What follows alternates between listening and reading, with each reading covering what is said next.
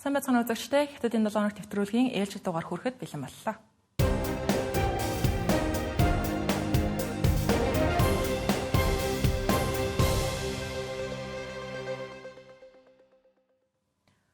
За Хятад улс болон Япон улсын хооронд өрнөж байгаа маргаан дамжирсаар нэгдсэн үндэсний байгууллагад хүрсэн байна.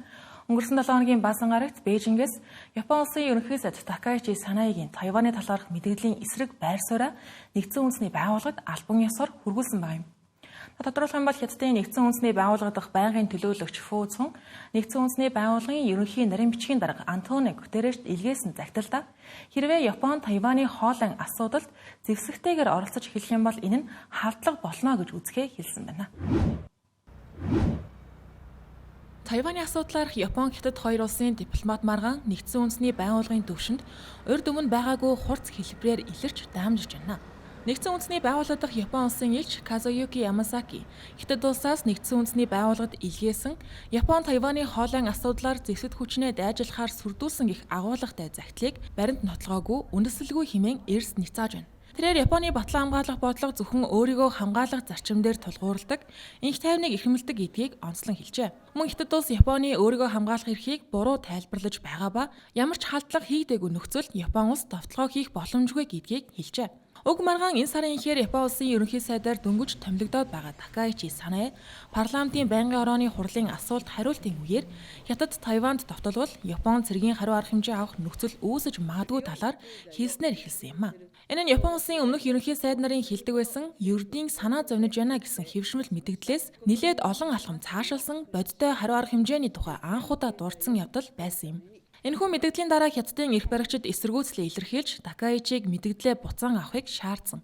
Харин Японы талаас мэдэгдлээ эргүүлж татаагүй одоо хүртэл хിവэрэ байна. Энэхүү маргаан цааш хурдтай газар авч дипломат маргаанаас хальж худалдаа, аялал жуулчлал, аюулгүй байдлын салбарт нөлөөлөх үз төвшөнд хүрээд байгаа юм. Хятадын талаас Япон руу зорчихгүй байхыг иргэдэд анхааруулж байгаа.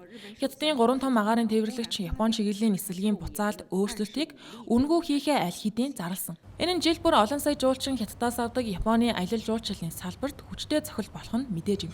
Түүнчлэн Хятадын боловсролын яам Японд сурч байгаа болон суралцахаар төлөвлөж байгаа иргэдэд аюулгүй байдлын тухай сэрэмжлүүлгүүдийг тогтмол өгч байгаа юм.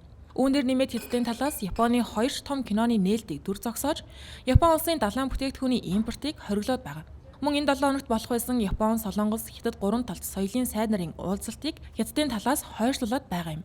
Хоёр улсын хоорондох маргаантай газар нутаг болох Сенкакуг тойрсон зөрчилж гисэн хурцдмал хിവэрэ байна. Өнгөрсөн ням гарагт Хятадын эргэн хамгаалтын дөрвөн хөлөг Японы мэдлийн эдгээр арлуудын ойролцоох усан бүсэд орж ирсэн нь Япон улсын эрх баригчдын хувьд нутаг дэвсгэрийн зөрчил гэж үзэхэд хүргээд байгаа юм.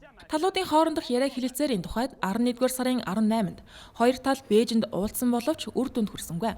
Уулзалтанд Хятадын төлөөлөгч Лю Жинсүнг 1919 оны Хятадын оюутнуудын Японы колоничлалын эсрэг тэмцлийн бэлэгдэл болдог. Заахгүй 5 товчтой Хятад хүрэм өмссөн байсан юм.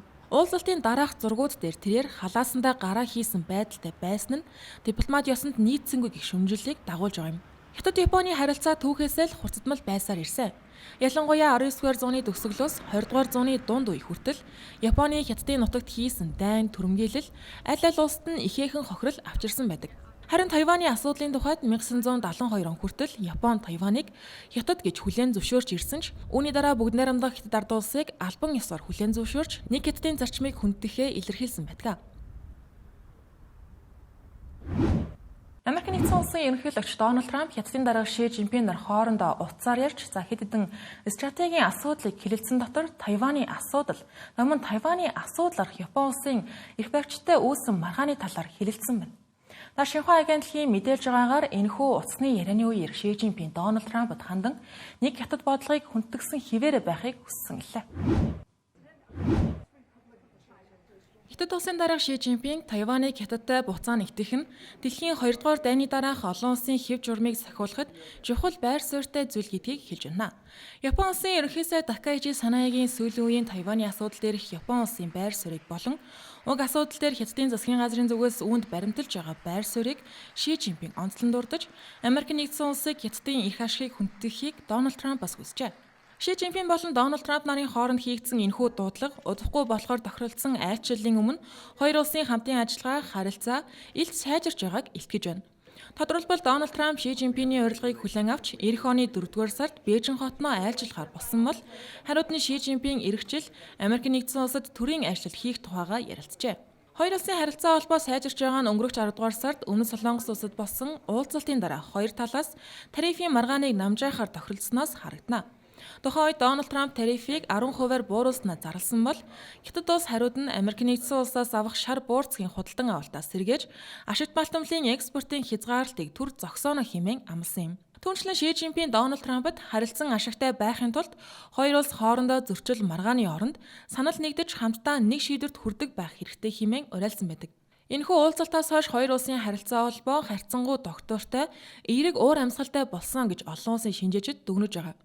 Харин энэ 7 хоногт Дональд Трамп Ши Жинпинээр утсаар ярьсны дараа Дональд Трамп Япон улсын ерөнхий сайд Такаичи Санатай утсаар ярьсан гэдэг нь анхаарал татаж байгаа юм. Тэдний ярианы сэдв бүс нутгийн аюулгүй байдал, Тайваны асуудал, Зүүн Азийн бүс нутгийн доктортой байдлын тухай байсан гэж Такаичи Санаа хэлж байна. Мөн болзошгүй аюул занал хийлийн эсрэг бүс нутагт инх тайвныг хадгалахын тулд Америк нэгдсэн улс болон Япон улс хамтын ажиллагаагаа хэрхэн бэхжүүлэх талаар зөвлөлдсөн гэлээ.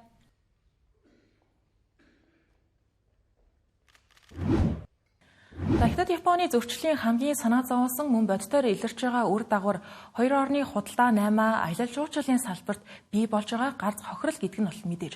Хэрвээ хоёр улс харилцаагаа сэргээх бодиттой алхам хийж чадахгүй бол Хятадаас ирэх жуулчдын тоо 40-50% хүртэл буурч магадгүй гэсэн таамаглалууд гарсан байна.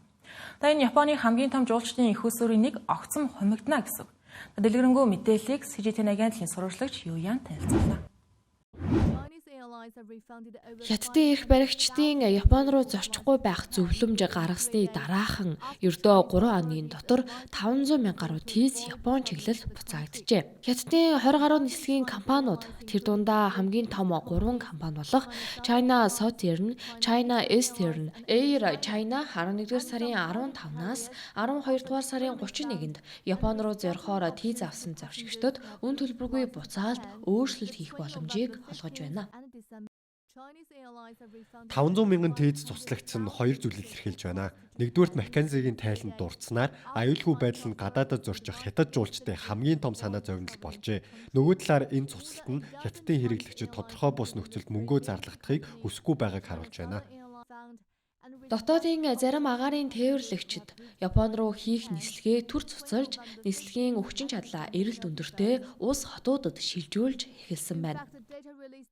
Гэхдээ Японы аялал жуулчлалын үндэсний байгууллагын мэдээллээр энэ оны эхний 9 сарын хугацаанд 7.5 сая орчим хятад жуулчин Японд зорчсон нь тус улсын хамгийн том аялал жуулчлалын их усүр хэвээр байгааг харуулж байна. Аялал жуулчлал Японы эдийн засгийн 2 дахь том талхуураа. Өнгөрсөн жил хятадын жуулчид аялал жуулчлалын тоогоор тэргүүлсэн.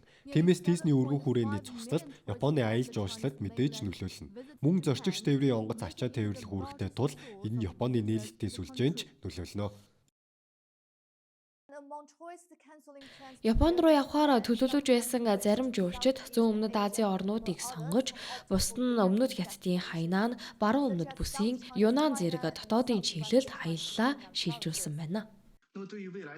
Ирээдүйд Японы засгийн газар хоёр орны харилцааг сэргээх бодит алхам хийхгүй бол Хятадаас Япон руу зорчих жуулчдын тоо 40-50%-аар буурна гэж үзэж байна.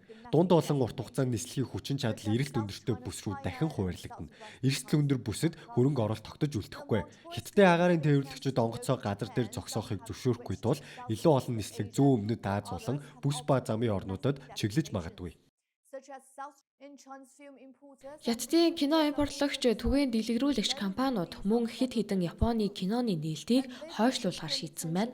Тэд одоогийн хурцдмал байдал нь үзэгчдийн хандлагад нөлөөж болзошгүй гэж үзэж, зах зээлийн зарчим болон үзэгчдийн сэтгэл зүйг харгалзан шийдвэр гаргажээ. Энэ бүхэн нь Японы ерөнхий сайд Такаичи Санаигийн Тайваны асуудлаар хийсэн мэдээллийн үр дүн гэж хэлж болно.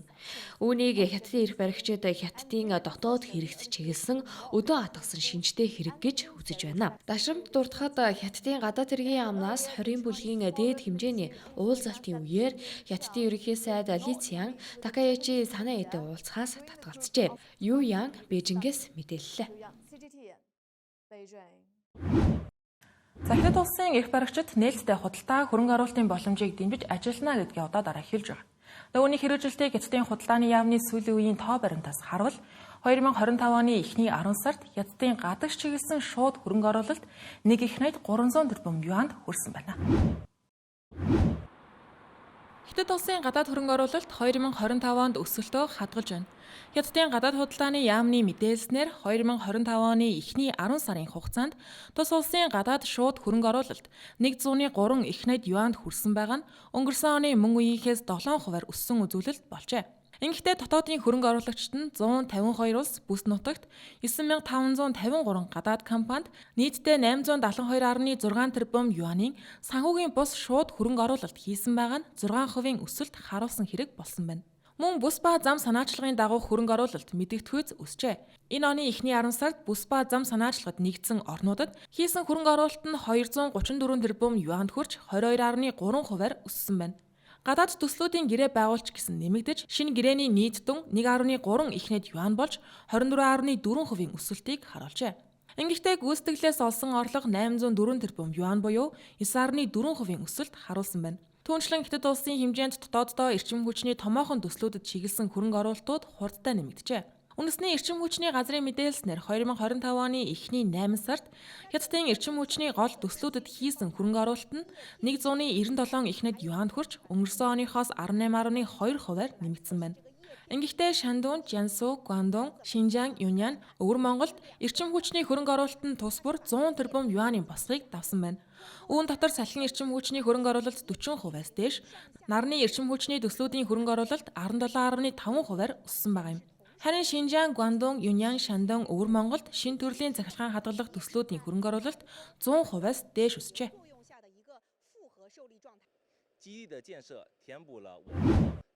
Хятадын Төв банк буюу Хятадын Ардын банк юан $10 жишг ханшийг сүүлийн 1 гаруй жилийн хугацаанд хамгийн өндөр түвшинд тогтоолоо.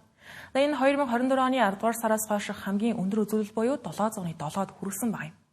Шинжээчдийн үзэж байгаагаар Америк нэгдсэн улсын холбооны нөөцийн сан ирэх 12 дугаар сард хүүгээ бууруулал доллар суларч юан цаашид чангарах боломжтой гэж байна.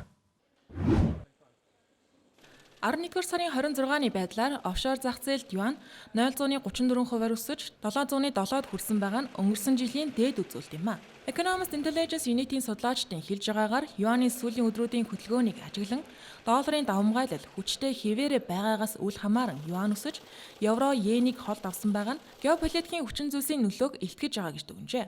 Ингэхдээ Хятадын эдийн засгийн үзүүлэлтүүд онцгой сайжраагүй ч гэлээ геополитикийн байр суурийн үнэлгээ нь юаны хөдөлгөөнд нөлөөлж байна гэж үзсэн байна.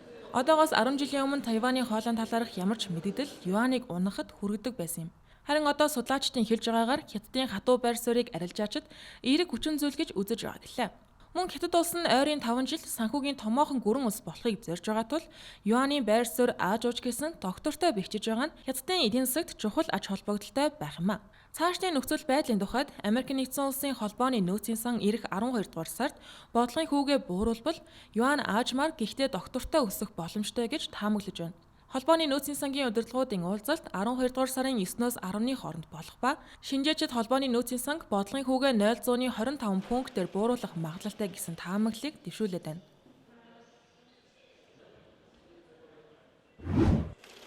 Энэ 7 хоногт Бээжинд Хятад Оросын эрчим хүчний бизнесийн форум 7 дахь удаага зохион байгуулагдаж байна. Украины дайнтай холбоотойгоор Оросын эрчим хүч газрын тосны салбарын эсрэг хоригууд байгаа. Гэхдээ үүнээс үл харгалзан Хятад улс Орос улстай эрчим хүчний салбарын стратегийн хамтын ажиллагаагаа гүнзгийрүүлж өргөжүүлэхэд бэлэн байгаа гэдгээ илэрхийлж байна. Хятад улсын төрийн зөвлөлийн дэд сайд Дин Сюэсян Бээжинд болсон Хятад Оросын 7 дахь удаагийн эрчим хүчний бизнесийн форумын үеэр хоёр улсын эрчим хүчний салбар дахь хамтын ажиллагааг гүнзгийрүүлэхийг зорж байгаагаа мэдгдлээ. Мөн энэхүү форумд Хятадын дарга Ши Жинпинг мэндчилгээ илгээж Хятадын коммунист намын 20 дугаар их хурлын 4-р бүгд хуралдаанаар хөндөгдсөн нээлттэй худалдаа эрчим хүчний бие даасан байдлыг бэхжүүлэх бодлого нь хоёр улсын хамтын ажиллагаанд шинэ боломжуудыг нээж өгнө гэж үзэж байгаагаа хэлсэн байна. Мөн Орос улбаны улсын ерөнхийлөгч Владимир Путин энэхүү форумд мэндчилгээ илгээж Роснефть компаниг гүйцэтгэх захирал Түлш эрчим хүчний стратегийн хөгжлийн комиссийн нарийн бичгийн дарга Игор Сичин уншиж танилцууллаа. Мөн Орос улбаны улсын дэд ерөнхий сайд Александр Новак нээлтийн үеэр үг хэлжээ. Цааш Хятадын төрийн зөвлөлийн дэд сайд Дин Сюэсян Хятад Оросын эрчим хүчний түншлэлийг хөгжүүлэх 3 чиглэлийг санал болголоо. Үүнд аж үйлдвэрийн бүх төвшөнд хамтын ажиллагааг өргөжүүлэх, хил дамсан эрчим хүчний суваг хийн хоолойн доктортой ажиллагааг хангах, эрчим хүчний худалдааг саадгүй үргэлжлүүлэх. Хоёрдугаарт эрчим хүчний шилжилтийн чиглэлд хамтрах, шинэ хэрэглээний шийдлүүдийг өргөжүүлэх, сэргээгдэх эрчим хүч болон бусад шинэ салбар дахь боломжийг идэвхтэй ашиглах. Гуравдугаарт олон талд хамтын ажиллагааг нэмэгдүүлж, дэлхийн эрчим хүчний засаглалыг сайжруулахад хоёр тал хамтран ажиллах гэсэн чиглэлүүдийг дурдсан байна. Форумын нээлтийн дараа Дин Свейсан форумд оролцож байгаа Орос улбаны улсын өндөр түвшний төлөөлөгчтэй уулзлаа. Энэ удаагийн форумд Хятад Оросын холбогдох байгууллага компаниудын 400 орчим төлөөлөгчид оролцсон байна. Өргөжлүүлэн та бүхэн Хятад улсын технологийн салбарт гарсан онцлог мэдээлэлээс хүрэх гэж байна. Та тэгэхээр Хятадын сансар судлалын байгууллага Шинжэу 22 сансрын хөлгийг амжилттай хөөргсөн байна. Танхүү хөлг нь ирэх 2026 онд газар дахь 3 сансрын нисгэгчдийг буцаан авч ирэхэд ашиглагдах хөлөг байна. За үүний өмнө Шинжэу 20 багийнхан буцах хуваар 9 өдрөөр хойшилж, эцэст нь Шинжэу 21-ээр буцаж байсан. Тухай тангиун дээр шинээр очсон 3 нисгэгч аврах хөлөггүй үлдсэн байдаг. Дэлгэрэнгүй мэдээллийг бидэнтэй хамтран ажилладаг CGTN агентлагийн сурвалжлагч Жин Имбийн Бээжингийн сансрын нислэгийн удирдлагын төвөөс мэдээлэл болно. Бээжингийн сансрын нислэгийн удирдлагын төвөөс бид Шинжэу 22 хөлгийн Чангун сансрын станцтай залгагдах үйл явцыг ажиглалаа. Бүх ажиллагаа ердөө 3.5 цаг орчим үргэлжилсэн. Шинжэу 21-ийн хөрөлтийн даалгавартай адил хугацаа бөгөөд өмнөх бүх нислүүдтэй харьцуулахад шин дэд амжилт юм а. Өмнө нь ийм үйл явц 6.5 цаг орчим үргэлжилдэг байв. Өнөөдрийн даалгавар бүрэн автомат хоримоор хийгдсэн. Шинжэу 21-ийн 3 гишүүн станц дээрээс бүх үйл явцыг анхааралтай ажиллаж байлаа. Залгагдсны дараа хөлгийн ачаа тэшийг станц руу шилжүүлнэ. Үүнд хоол хүнс, Шинжэу 20 хөлгийн цонхны ан цавыг засах төхөөрөмжүүд, станцад суйрлуулах тоног төхөөрөмжүүд багтаж байна. Ингээд Шинжэу 22 хөлгүүд болон Тэнжао 9 ачааны хөлөг станцтай зэрэгцэн Хятадын сансрын станц дахин Т хэлбэрийн бүтцтэй харагдаж эхэллээ. Одоогоос хагас жилийн хугацаанд командлагч Жан Лу, гишүүд Вуфэй болон Жан Хунжанаар шинэ үүрэг даалгавруудаа хэрэгжүүлнэ. Миний хувьд Хятадын зорчигчтой сансрын нислэгүүдийг 2021 оноос хойш дагаж мэдээлж ирсэн. Бүх нислэгээс харагддаг нэг зүйл бий. Энэ бол нөөц хувилбар. Өөрөөр хэлбэл хүнтэй нислэгч бай, ачааны хөлөгч бай, гол хөлгийн ард нөөц пуужин, нөөц хөлөг үргэлж бэлэн байдаг. Энэ бүхэн сансрын нислэгчдийн аюулгүй байдлыг хамгийн нэгдүгээр тавьдагтай холбоотой юм а. Шинжэу 22 хөлөг замдаа гарсан ч би одоо хүртэл Шинжэу 21-ийн тэмдгийг зүүсэн байгааг харж байгаа. Учир нь өнөөдөр хийгдсэн бүх ажил Шинжэу 21 багийн төлөө хийгдсэн юм. Ард талд маань буй том дэлгэцэн дээр Шинжэу 21-ийн 3 гишүүн завгүй ажилтгүй дур зураг харагдаж байна. Баг хамт олоор нь их бахархаж байна. Бээжингийн сансрын нислэгийн удирдлагын төвөөс Жин Ибийн мэдээллээ. Хятадын тэргүүлэх роботын технологи хөгжүүлэгч компаниудын нэг болох UBTech Robotics компани хил дээр жуулчлалд чиглүүлэг өгөх, үзлэг шалгалт хийх, логистикийн ажил хийх зэрэгт хүн дүрстэй робот ажилуулах гэрээ байгуулсан гэдгийг зарлалаа. Дангичтай Хятадын Вьетнам улстай хэрэлдэг өмнөд хэсгийн автономид бүс Гуанси далайн эргийн Фэн Чанганг хотод ашиглахаар тохиролцжээ. Энэхүү гэрээний нийт түн нь 264 сая юан буюу 37 сая доллар бөгөөд өнгөрөх 7 дугаар сард танилцуулагдсан Walker S2 загварын роботуудыг ашиглах юм. Уг загвар нь батарейгаа өөрөө солих чадвартай анхны хүн дүрс робот гэдгээрээ онцгой. Ирэх сард цэцгийн бүс рүү шилжүүлэгдэн ажиллаж эхлэх тус робот өмнө нь хүний хийдэг байсан зорчигчдод чиглүүлэг өгөх, хөдөлгөөний урсгалыг зохицуулах, эргүүл хийх ажлуудыг гүйцэтгэх юм. UBTech компанийн хувьд энэ жил 500 ширхэг робот нийлүүлнэ гэдгээ зарлаад байна. Харин захиалгын дүн нь одоогийн байдлаар 1.1 тэрбум юанд хүрчээ. Тус компани эх жил үйлдвэрлэлээ 10 дахин нэмэгдүүлж 2027 он гэхэд 10,000 ширхэг робот үйлдвэрлэхээр төлөвлөж байгаагаа компани брэнд хариуцсан захирал Майкл Там хэвлэлд ярилцлага өгөхөд дурджээ.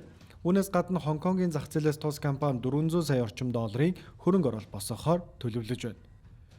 Бүгд найрамдах Хятад ард улсын хувьд роботын технологиг хэрэглээнд нэвтрүүлж байгаагаараа дэлхийд тэргүүлж байна. Сонирхуулахад зүүн Хятадын Жижиамужийн цагаачлалын газар Ханжоуд байрладаг Unitary Robotics нэртэй компани хүн дүрс робот болон дөрвөн хөлт роботуудыг ашиглаж эхэлжээ. Мөн Ханжоугийн олон улсын нисэх онгоцны буудалд мөн адил хүн дүрс роботуудыг зорчигчдын асуултанд хариулах зэрэг өдөр тутмын ажлуудад ашиглаж эхэлсэн байна.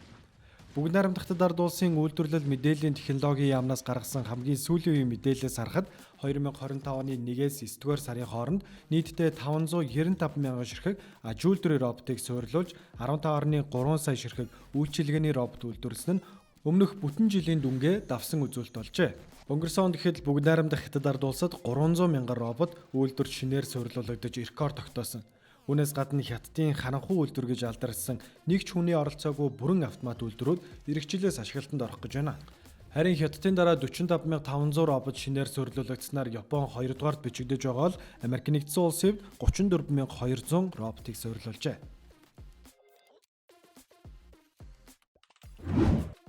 За Бээжин төвтэй Линконг Тэншин технологийн компани дуунаас хурдан пуужинг тун төсөр өртөгтэйгээр олноор нь үйлдвэрлэж эхлүүлж байгаа анхны үйлдвэр болсон гэдгээ зарлалаа. Ингэснээр батлан хамгаалахын технологийн үйлдвэрлэлд томоохон өөрчлөлт авчрах болно гэж салбарын шинжээчид дүгнэж байна. Тус компани өөрсдийн албан ёсны сошиал хуудаснаа YKJ 1000 нэртэй дуунаас хурдан пуужингийнхаа цүлд байгаа онож байгаа бичлэгийг нийтэлсэн байна. Компани төлөөлөгчийн мэдээлж байгаагаар энэхүү пуужин уламжлалт пуужингийн өртгийн 10.1-тэй тэнцэх үнээр масс үйлдвэрлэлд аль хэдийн орсон байна. Энэхүү пуужин нь 500-аас 1300 км-ийн тусгалтай бөгөөд дууны хурднаас 5-аас 7 дахин хурдлах чадвартай. Энэ нь 6100-ээс 8500 км-ийн хурдтай гэсэн үг юм а. Мөн 6 минутын турш хөдөлгөөнд нислэгээ хадгалах чадвартай. Энэ хөргөх систем нь стандарт тээврийн контейнертой адил харагдахаар зохион бүтээгдсэн байна. Бичлэгээс харахад пуужинг ачааны автомашинаар цөлийн хөөргөх талбайд хүргэж дараа нь 4 булангаасаа тогтворжуулагч тулгууруудаа автоматар дэлгэж байгаа нь харагдаж байна. Пуужин нислэгийн үед байгаа илрүүлж өөрийгөө хамгаалах системтэйгээс гадна нисэх хүчний нислэгийн бүс, агаарын довтолгооноос хамгаалах систем гэх мэт цэргийн хамгаалтыг нэвтлэх чадвартай гэжээ. Ийм төрлийн пуужингийн хувьд Америк нэгдсэн улсын Boeing болон Lockheed Martin зэрэг батлан хамгаалахын томоохон компаниудын удирдсан хөтөлбөрөөр дамжуулан хэдэн 10 жилийн туршид 10 гаруй тэрбум доллар зарцуулсан бөгөөд одоо л анхны дуунаас хурдан пуужингийн чадварчид ойртож байгаа юм. Нэмж дуртахад өнгөрсөн 9-р сарын 3-нд бүгд найрамдахтад ард улсын нийслэл Бээжин хотод болсон ялалтын өдрийн цэргийн парадын үеэр хятад улс YJ-19, YJ-17, YJ-20 хөлөг онгоцны эсрэг пуужин болон YJ-21, DF-17, DF-26D зэрэг олон төрлийн дуунаас хурдан пуужин дэлгэж үзүүлсэн билээ. China Newscom-ийн 10 дугаар сарын тайланд дурдсанаар Линконг Тяншин компани нь дуунаас хурдан нислэгийн технологийн судалгаа хөгжүүлэлт болон үүнийгээ арилжаалахад төвлөрдөг гэжээ. Тус компани дуунаас хурдан нислэгийн аппаратын иж бүрэн системийн ерөнхий загвар боловсруулах чадамжтай мэрэгжлийн пуужин угсралтын багтаа бөгөөд угсралт, туршилт, хөөргөлт зэрэг бүх төрлийн процессыг биедан гүйцэтгэх чадвартай. Тус компани вебсайтанд мэдээлснээр энэхүү компани нь хэд хэдэн төрлийн өмчөд, сансрын болон нисхийн компаниуд мөн шинжлэх ухааны хүрээлэнгүүд ихтэй сургуулиудтай хамтран ажилладаг байна. Одоогоор тус компани холбогдох цэргийн лицензүүдийг авч улсын судалгааны хөгжүүлэлт болон үйлдвэрлэлийн системд багтаж чаджээ.